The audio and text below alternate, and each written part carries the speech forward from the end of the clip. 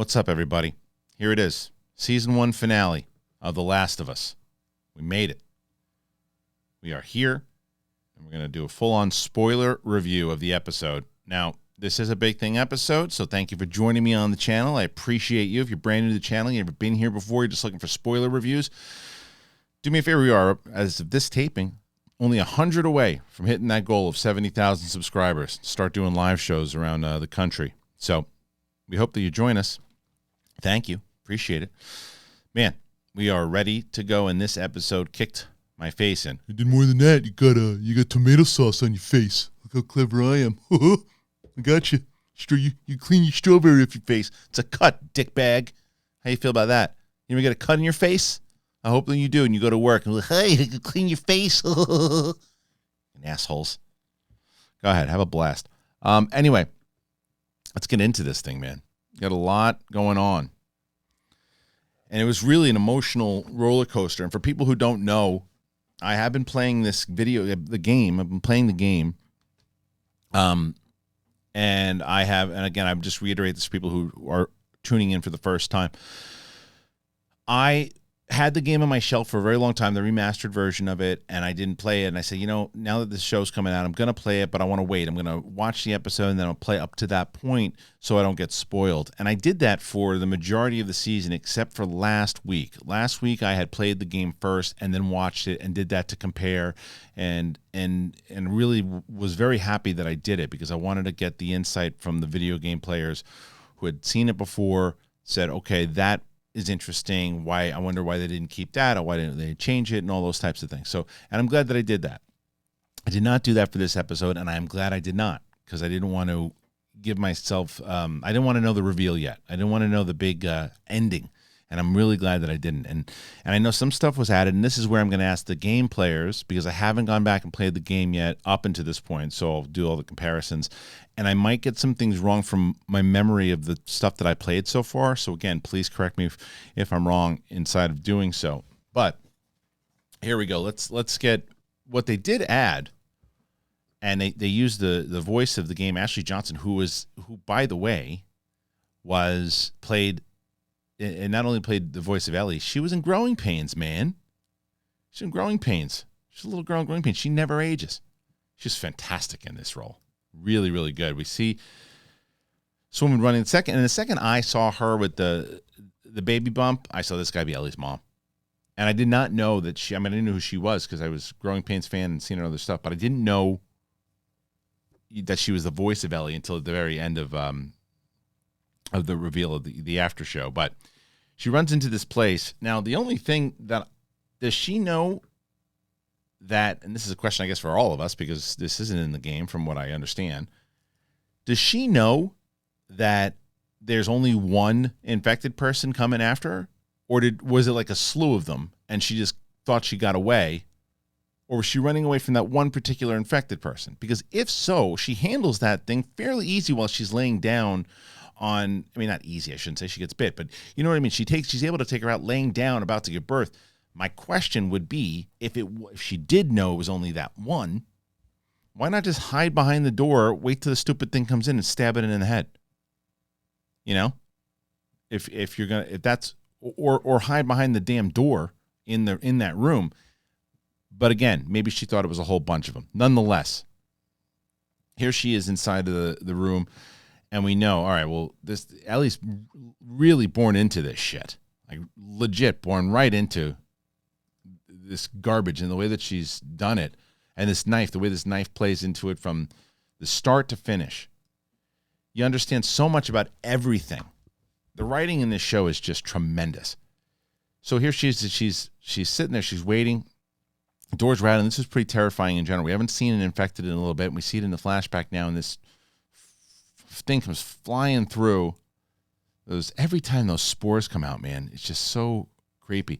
She takes it out, and the baby's born. Ellie's born. We're just waiting for her to say Ellie. She does. She cuts the cord, lies, tells Marlene, by the way, that she cut it afterwards. Cut it beforehand. She cut it afterwards.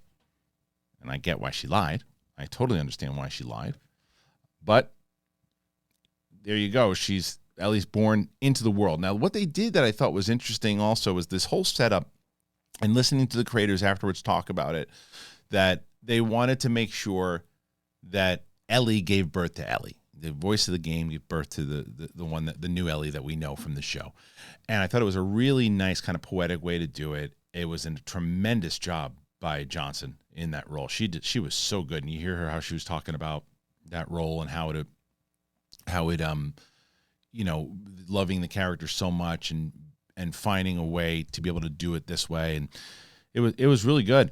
It was really, really, really good. And what they did as they go to the credit scene, obviously, and when they come back from it, we see this face to face between old Ellie and new Ellie, and there's the mom and a daughter and a great relationship here, and knowing kind of the transfer, passing of the torch, if you will, and us really getting to know that this is this hero that we've been following the whole entire time in Ellie, and that she's, this is the birth of the potential savior of the world. So then they cut through the credits, and we don't know what's happening. We see Marlene, and I guess if you go back, you realize they obviously made her a little younger, so you realize kind of right away, if you're paying attention to that type of thing, that this is her finding Ellie's mom. And I love this scene. She had the knife up to her throat, ready to take herself out. She didn't want to feed her. I love the detail. There's something I'm going to get into a little later in this. The detail in this show and little things that are said and brought up. She's like, she's hungry. I didn't want to feed her, but I cut the cord. And she's like, looks at her. She's like, I cut it afterwards, because she knows realistically she had to cut the cord, and she cut it quick. That's really what happened. She cut it quick because she didn't want the infection to spread, and everything about you could see how this is Ellie's mom, and the way that she's thinking and everything about it. She tells Marlene, she's like, look, and we learn a little bit more now that Marlene has known Ellie's mom for a long time, and she shows her the infection. She's like, I'm in trouble here. Take my kid, raise her. She's like, I can't do that. You got to do it, and give her this, give her the knife, tell her about me. That's it, and or take care of her, and that's it. And Marlene, she's like, and kill me. And she's like, please. And she's like, no, I won't. I can't do that. I'm not going to do that. And she's like, please. Runs off and realizes that she's got to do it. And when Marlene comes stomping back in, you know that she's going to do it. And that's that bit of loss, and you know right away the kind of world that we're living in, the sacrifice that she needs to make, and ultimately what Marlene is all about. And this great shot of Ellie now that, years later, here she is. But even this shot, which is so good when they start out, is such a different version of Ellie now. After everything that she just went through with David, like, she is just transformed. She is in a different mindset. She's not there. She's not that lovable kind of Ellie that we know. She's not this, and she shouldn't be. She shouldn't be. And I love that a lot of times in a lot of movies and shows, they just go, oh yeah, this kind of tragic thing happened to this person. Yeah, even though they came out of the better end, they're okay. They killed somebody. They're cool. She's a wreck. She's a wreck, and she's mentally trying to figure out this trauma that she went through. She's trying to figure out how to deal with it. And I loved this. Loved all about it. But the best part about it, and this is, to me, I think that out of all the stuff that Pedro Pascal has done, and obviously the different emotions that come in through at the end, but it's this stuff that I think he really shines in, because he has now accepted that he is going to take on this girl as his daughter. I mean, this, from the second that baby girl thing is said in that last episode, this is what he's accepted now. This is his daughter. He knows it, and he's telling her, he's trying to, he knows that she's in trouble, and he's laughing with her. He's trying to talk to her. He's trying to get her back. He tells her he found the can of the SpaghettiOs that she liked, and we know she's just not there, and he knows, and he's just trying to talk to her, and he's trying to get her back. He's trying to do anything he can to get to kind of get her back to where she was, and just helping her kind of as a dad, kind of nursing through it. And that's what this show does so well, is it starts to teach you throughout these episodes the trust that these two have for each other, and how much they've relied on each other, and how much love now he's got. Now he says it as much, right? He didn't have a purpose. When you see him in that first episode, after 20 years have passed and his daughter's been gone for 20 years, his purpose is gone. He's ironically, he's as dead in the eyes then as he is when he's walking through that hallway at the end of this episode, because his purpose is this little girl. and everything about him, he's accepted that, and he knows it, and he's opened up, and he's the most himself. He's the most himself, and he's the version of himself in this pandemic that when he needs to be, like the darkness and the evil and everything that came out of him, because there was some evil shit that he does in this episode, and there's some evil shit that he had done in the past and admitted it as much. But the difference is in where the evil, I think, was there to get himself to survive. This is to protect this new love and his purpose. So you have this whole entire scene here where he's just talking, and like, this is why Pedro Pascal does such a great job. Like, it's the light in his eyes right now. Like, he looks, and we're going to compare it to what we see him later on. The light in his eyes right now, he just seems like a guy with his daughter walking, having a conversation. You know, he lets his guard down at one point too, and that's maybe one of the reasons that we see what we see. Sorry, let me just get this. It's bothering me. There you go. And Ellie's just kind of like, yeah, I'm sorry. You know, she's like, no, it's cool. It's cool. And and again, Bella Ramsey and the way that she's able to articulate this, but this is going back to their relationship and who they are as they're walking through this. And he's like, all right, here's what we're going to have to do. And she's still there. Ellie's still there. She's like, okay, yeah, I know what we got to do. We're going to go to the building. We're going to go up top. We're going to scout it. And then he stops and he plays with her. And he's like, well, no, I have some dynamite. I'm going to blow up the thing. And she's like, really? He's like, no, but I got you going, didn't I? It was good.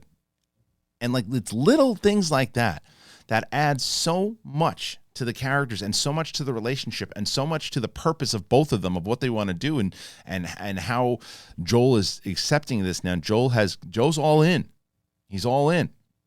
And we know it. And here's something that I loved that's coming up here that I was so curious about if they were going to do it or not. They go through and they get into this building, and the set design, it's so straight out of the game. I love it. This part here, as they walk through, I said, I'm so surprised. And they might have done it once or twice and this is where there's a couple of things I'm going to ask you guys for people who played the game. There's a couple times that they might have done it, but I don't remember it. And I said to myself, what would be great? Wait, they haven't done one like boost.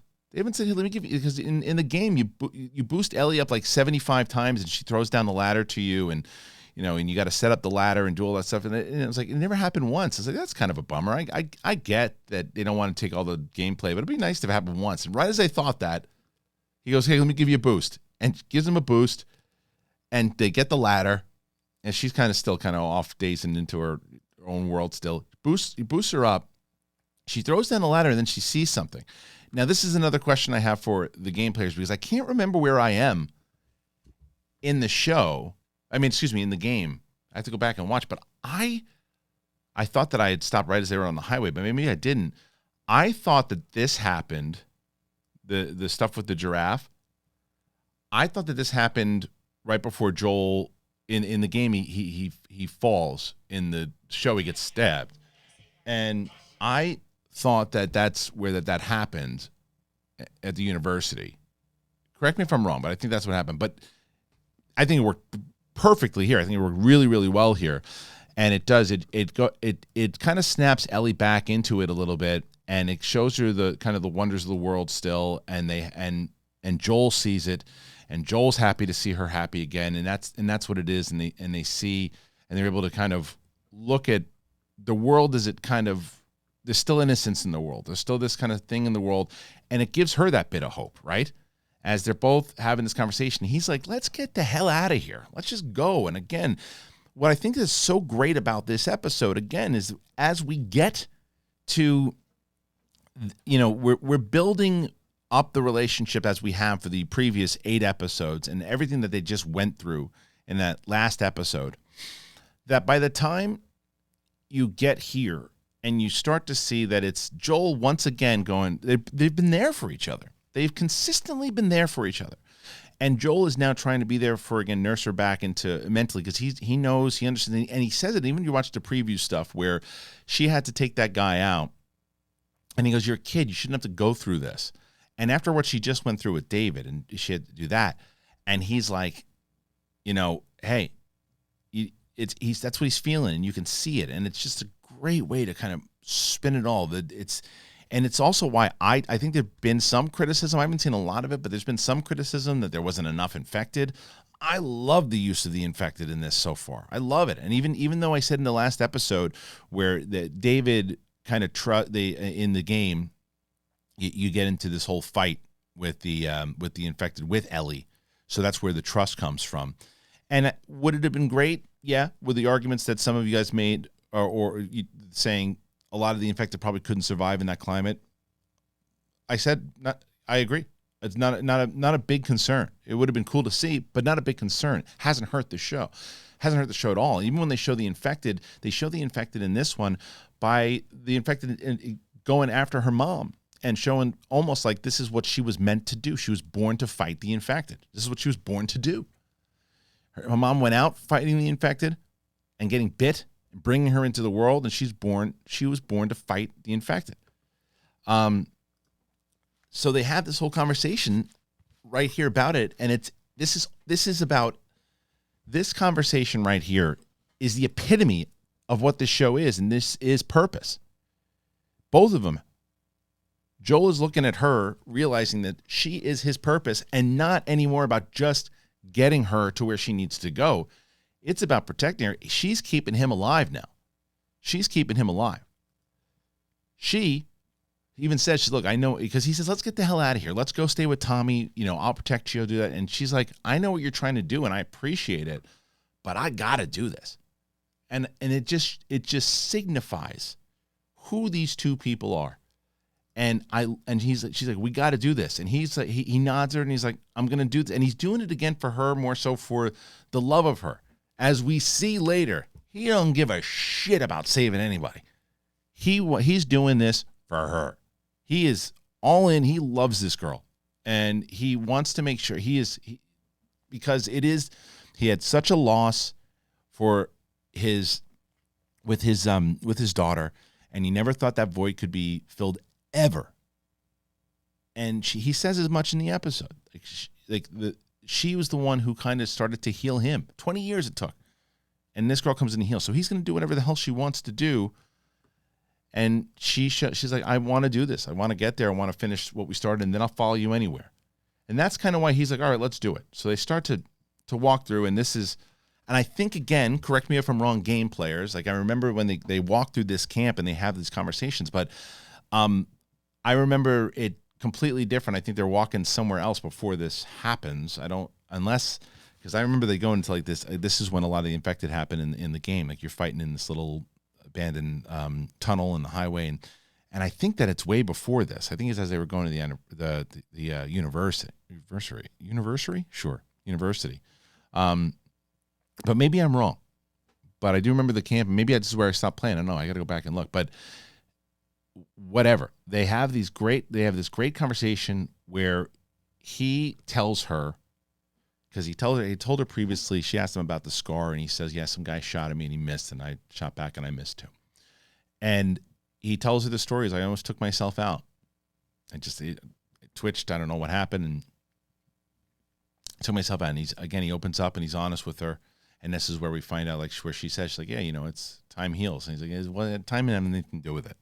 And basically lets her know that they have this great moment where she understands, she knows now from where there were those moments throughout the show, the episodes where she was just kind of like trying to crack the hard exterior of Joel. She's cracked it, and she knows it, and she is listening now, and she appreciates the trust. And again, when you're watching it and you're really looking at it, I mean, for anybody who wants to write television or write movies, I mean, this is the show to do it, because it's like the little things that they write and the little way, like what they do and how that they set these things up through these conversations, the way that they make us really care about these characters. It's due time throughout the conversations like this. The more moments that you have, and you understand the motivation in general, especially for what goes down at the end of this show.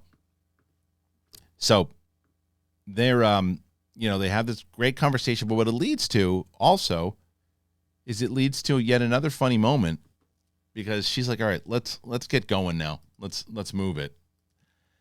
And he's like, you know what I'm in the mood for? She's like, what? He's like, silly puns. And she lights up and she loves it. She can't wait. She starts telling him so. And this is such a great, like the way that this show does this, the flip of emotions, right? It's like, okay, right now we want you to feel kind of settled, and here are two heroes. They're good, but now we want the tension to go up a little bit. Now we want you to, wait, what's that? Oh, it's just a bunch of giraffes. Take it easy. Okay. Oh, wait, we want you to really see in the drama of what they're talking about and the purpose.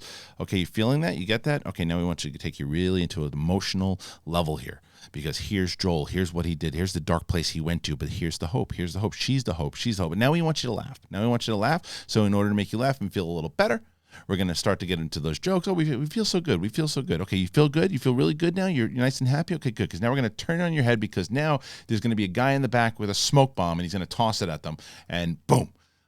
And you're like, oh, man, right as he puts his guard down, right as Joel puts his guard down, you're like, if you're not playing the game, you don't know what's coming, because I didn't. And I was like, oh, now what's happening? They're so close. What's happening? And before we go into what's happening, I got to let you guys know, I'm excited. I'm very excited because we're back and we're working with Manscaped, man. Let me tell you a little bit about Manscaped. Manscaped is back, baby. We love Manscaped. And they are the best. Manscaped is now selling beard products. That's right. You know that. I've told you about it. That beard hedger, man, I love it. It's amazing. Brett stole mine, but I got my own. It's great. You're going to shape your beard. Manscaped, you can do it. You got to go on over to manscaped.com. Use that code BIGTHING. Get 20% off for free shipping. Tame your mane. You don't want that weird beard. It's amazing. I love it. It's got a titanium-coated T-blade. It's awesome. There's beard shampoo and conditioner. It's like Christmas. It's so awesome. It's got beard oil, beard balm. It's got, like they knew exactly what to do by creating this thing. It's like Skynet created this thing. It's so good. It's how they have come up with this technology to make it so wonderful on that beard. I don't know. They have Miles Dyson working over there. The Pro Beard Kit also comes with free gifts, 3 of them: beard brush, a comb, and scissors. So people who want to get their beard looking nice, that's how you do it. 20% off, free shipping. Use that code BIGTHING at manscaped.com. That's 20% off with free shipping at manscaped.com. But use that code BIGTHING. Manscaped Beard Hedger. It's 1 stroke, 1 guard, 20 lengths. All right, once again, thank you to our friends over at Manscaped. Hey, a lot of people always asking how you can help out the show. Help yourselves out, man. Manscaped's fantastic. That beard trimmer is no joke. So use that code. Use the code. Get yourself that beard trimmer today. You are going to love it. Thanks again to Manscaped. All right, so then, as we saw, smoke bomb goes off, and you're like, what is going on? What's happening? And they pop Joel in the back of the head. They knock him out, and he's out. He wakes up in the hospital, and this is when it all goes down. This is when it all goes down, and you're like, oh, because I'm going to tell you, like I've said this before. I said this, and somebody commented, and I'm going to be kind of all over the place with the ending here. But someone commented a little while back, because I had said the post-apocalyptic shows, what always bothers me is like there's never a happy ending. It always stays the way it is, and there's no cure, and they can't do it, and they can't fix themselves out. It's always this bleak ending. And someone said, oh man, and someone had spoiled it in a way and said, oh man, if you don't like bleak endings, you're not going to like this. Not the case, because the difference is this. There is a solution. There is a cure, and it is right there. It just happens to be that the guy we're rooting for fucks it all up. But it was there. It's not like, oh, well, it never existed. Like, I think I loved what they did in Walking Dead, and that's what fit that show. But I remember, like, Eugene kind of lied about it or something too. I can't remember the full thing, but there's a lot of those shows that a lot of times it's always like it's always bleak, and there's no cure. It's over. That's just the way the world is now. There is a possibility here. It's just love gets in the way, purpose gets in the way, and I get it. There's a lot of people who don't get it. I get it. Now, would I have made the same choice with my actual daughter or someone that filled that void, in a situation like this? I probably would. And I understand there's a lot of people that probably say, well, that's selfish. I think that's pretty clear. I think that's pretty clear that it's selfish. I think it's pretty clear in general. But I also think it shows Joel doesn't give a shit about humanity. Joel cares about whatever he believes that this girl is the good part of humanity. And it's his purpose and his love and what he wants to do and the reason why he's alive. So it's all that combined. He's seen all the darkness and everything else too. So why you want to save these people? So, but in the other side of it, it's like you could have helped and gotten more people like Ellie down the line. So it's I understand it. I get it. But we're not there yet. We're not there yet. He wakes up, and when we see Marlene, we're like, okay. So, and I do have a beef with Marlene as well too. I don't think she should have gotten taken out the way that she did, but I do have a beef with Marlene because Marlene has this conversation. She's like, okay, well, you know, we took her away.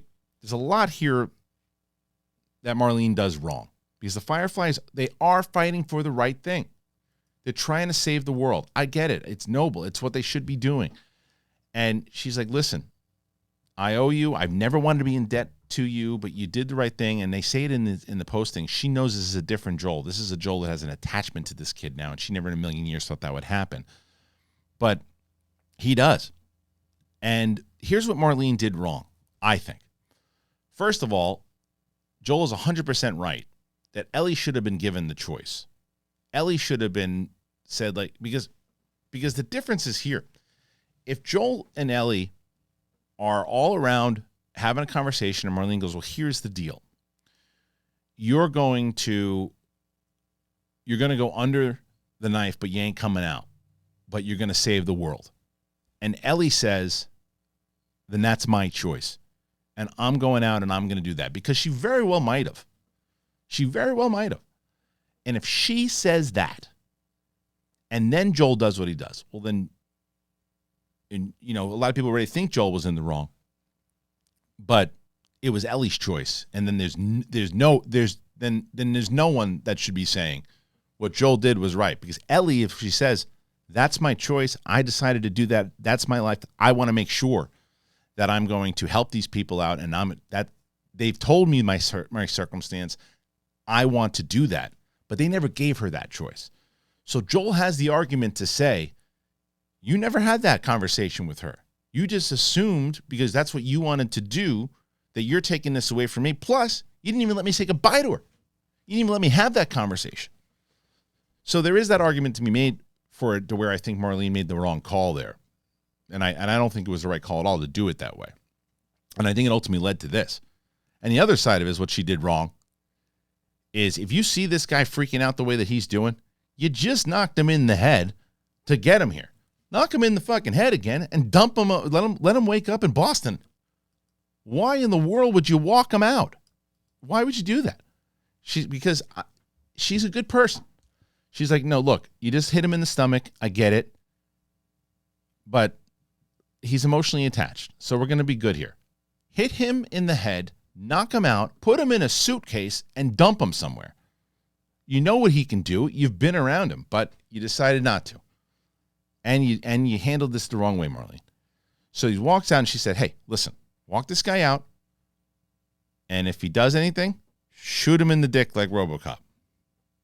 They said, isn't that a little harsh? She didn't say that, but maybe she should have. Maybe he wouldn't have done what he did because he didn't want to get shot in the dick. But anyway, he's walking through and he's thinking. He's thinking of how he's going to do it because now he is making the choice now. It is now, as I mentioned, this is what I love about this. The light is gone. That the guy that we met in the beginning of the show is back. And I think the reason why he's back is because there is a real possibility, if he doesn't get to Ellie in time, that is who is going to take over his personality forever. And it's there. And he's already, and it's like he's in the controls. And he's going to, and the guy we just saw goofing around, asking for puns, and cracking jokes and looking at the can of Chef Boyardee, looking at giraffes and whatever, that guy's gone. The controls are off for him. And this lunatic is back. And man, oh man, this is like Terminator style. what he does. He walks down, and now he just takes this guy out. And the second, this is the first part of what is coming. They could have set something up to where okay, well, he shot the guy in the leg, because that's what he does first. He shoots him in the leg, and that's what the writers very cleverly, again, brilliant writing. When he shoots him he shoots the first guy, and you're like, okay, that's for survival thing. Now he shoots the second guy in the leg. Maybe he's just gonna wound the Fireflies, because the Fireflies are fighting the right fight. And he says to the guy, where is she? And he goes, I'm not telling you nothing. He goes, I don't have time for this, and shoots the guy in the head. And you said, okay. Well, he's in Cuckoo Town right now. And now it is rage and desperation and love all taken. And he's just picking people off. And it reminded me of that scene in Terminator when he's going through the police station. He is just taking people out left and right and taking no prisoners. People are putting their hands up, going, okay, you got me, taking them out, making sure that they're on the floor, taking them out. He's like, and what they really did that is so powerful in this scene, you guys may or may not know, again, if first time watching, I'm a big music guy.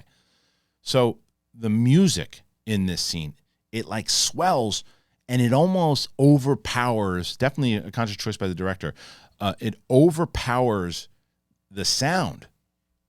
And the sound design in this entire episode is great. There's even in the beginning of when Marlene finds her mom, you could hear her kind of singing in the background. If you put headphones on, it's the sound design is amazing. But this particular scene, when he's walking through and the music is overpowering the scene, because they want that emotion of the music to hit you. It's like this desperation moment of like, there is no coming back from this. This is all driven by love, whether you agree with it or not. Like, I saw it and I got it. Like, I understood why he was doing it. I still was going, no, dude, no. But I get it. But no. Like I'm going, because you're like, there was a better way. There was a better way. And I think Marlene they could have talked about this. They could have talked about it. But as a parent, I'm going, I get it. I get it. But no, the way you're doing it, it's like, you shoot somebody in the leg, take their guns away. It's like, but no, he doesn't care. He does not care about these people. He does not care about humanity. He cares about Ellie. And it was very clear.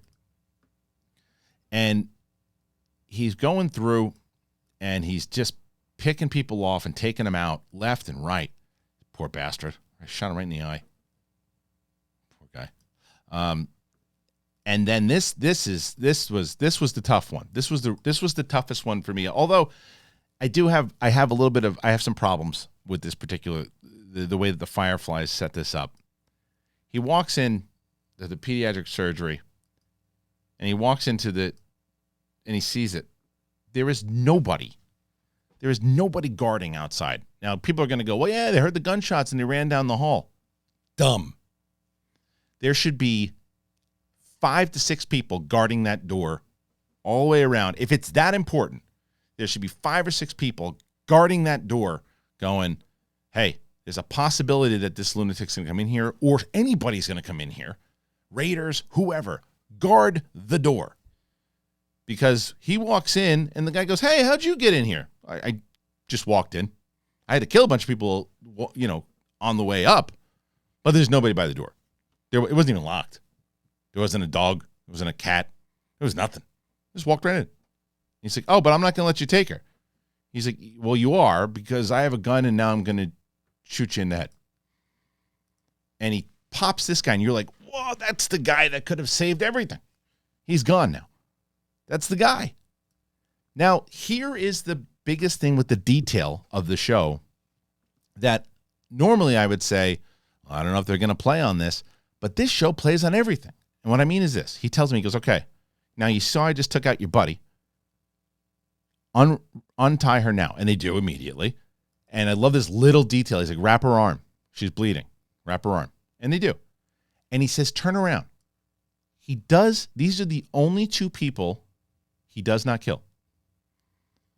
So if anybody's going to rat him out to Ellie, now again, people who have played the game for game 2 might already know the answer to this. Do not spoil it in the comments.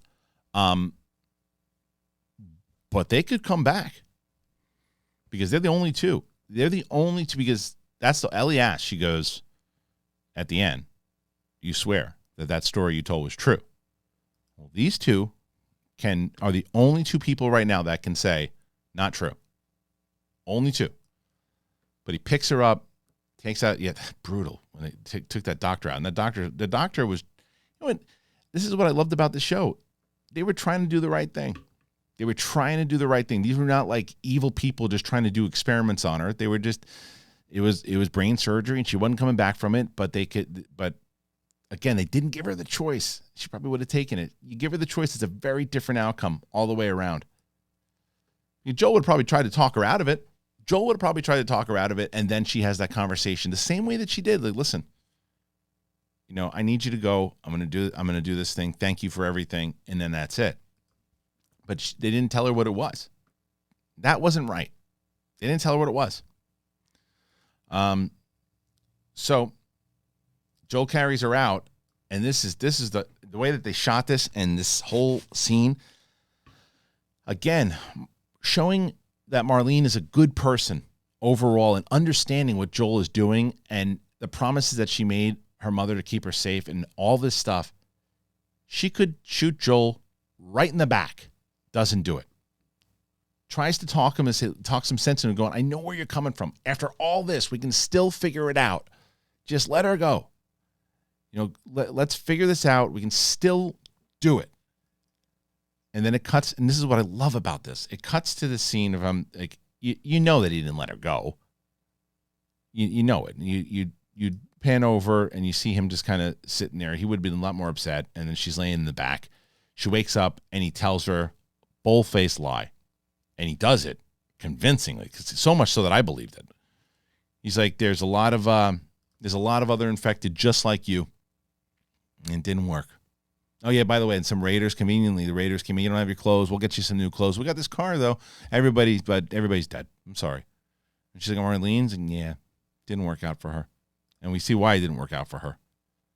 Because he's carrying her through, and then he pulls the gun, pops her in the stomach, and then this is the most devastating. Because, again, it's that cold stare where she's like, no, listen, let me go. She's like, no, you're just going to come after her. It's not even another thing. Either the relationship they had or not, gone, takes her out. It has nothing to do with anything except Ellie.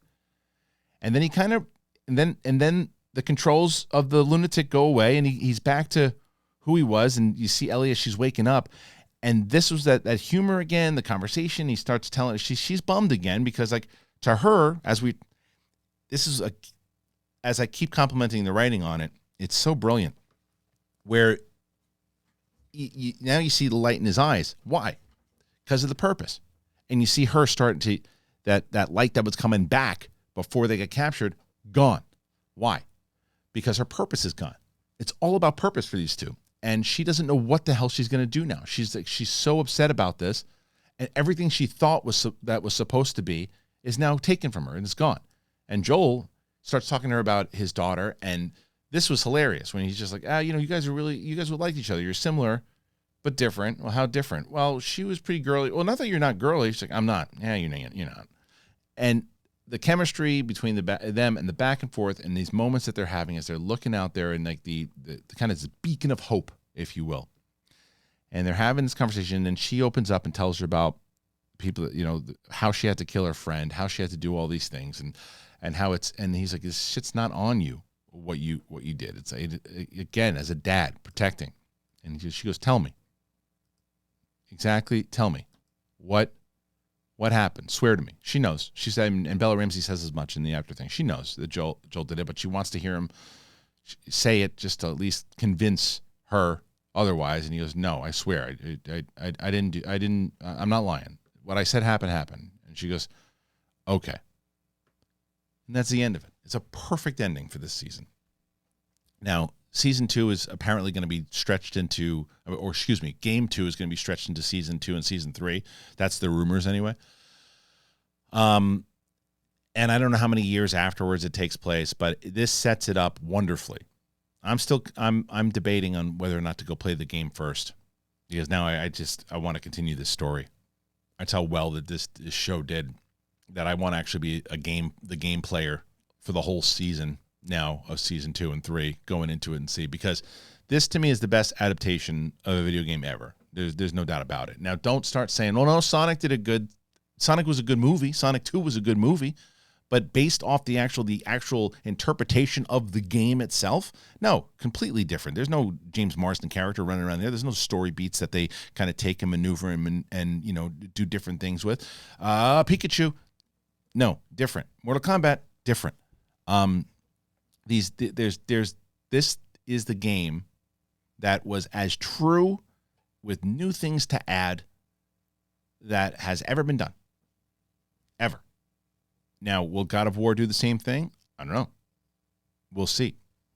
But this was such wonderful acting, writing, directing, editing, sound design, all of it. It's a near perfect show. It really is. It was so wonderfully done. And I'm so glad that I got a chance to play the game. Definitely going to finish the game. And then people, do me a favor in the comments section of this episode. Let me know if you want me to review the game. If enough people want me to review it, I'll do it. If not, I'll just talk about it on an episode of Big Thing maybe for a couple minutes. But it's up to you guys. Anyway, so yeah, that was it. It was a fantastic episode, and I'm really happy that I had an opportunity to watch this show, and I'm glad that you guys were enjoying me talking about it. What a year for Pedro Pascal already. We're just barely into 3 months of the year so far. He's having a hell of a year with this and The Mandalorian. Bella Ramsey, everyone else, so good. And speaking of Pedro Pascal, I've been doing straight reviews on Mandalorian, spoiler reviews, immediate reactions. We had an interview with Katie Sackhoff. We're giving away a signed Bo-Katan helmet. If you go and watch the interview, you can find out how. And she'll be actually announcing the winner when she comes back in the studio in April. And yeah, I'm going to be doing an out of the theater reaction of Shazam, Fury of the Gods tomorrow. So that and more on this episode of Big Thing. But thank you guys so much for joining me here on the episode. We're available on Spotify, so we do video on Spotify, so you can check us out there. Once again, man, almost there. We should be at 70 by the end of the day, hopefully. And then we have this bad boy coming up. That's next. You guys are first to see it. You're the first to see that 100,000, but we're not putting that up yet. That's going to replace that once we've hit 70,000. So thank you guys so much for joining me again. I appreciate it, and sorry for the late spoiler review, but we got it done. And I'm going to be live streaming a little later on the Kristian Harloff and Friends channel, so I hope you join me, probably around like 4 p.m. PST. Sounds about right. Thanks again, guys. I appreciate you on the Big Thing. This is me, you're you, and thank you to our friends over at Manscaped. See you soon.